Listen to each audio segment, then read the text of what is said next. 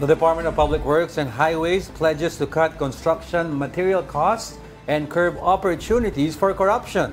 Here is the report.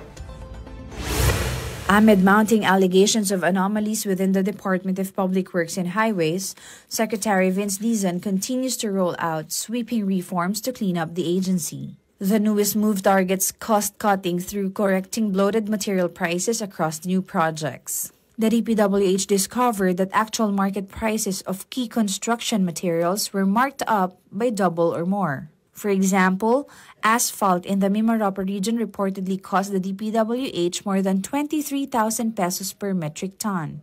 However, the true market price is below 6,000 pesos, meaning an almost 75% overprice. Steel sheet piles in Caraga were billed at nearly 85 pesos per kilo.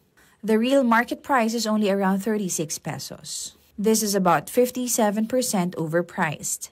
The department now says that the pricing in the 2026 budget will match actual market rates, no more padding, no less. Mami-minimize natin ang opportunities for corruption. Bakit?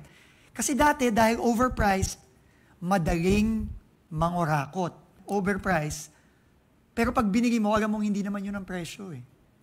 So saan napupunta yung perang yun? Obviously, in all likelihood, napupunta yan sa pagnanakaw. The DPWH estimates savings up to 60 billion pesos in the 2026 budget if the corrected pricing is enforced. That amount can fund the construction of about 1,600 kilometers of concrete roads farther than the distance from Apari, Cagayan to Matnog, Sorsogon.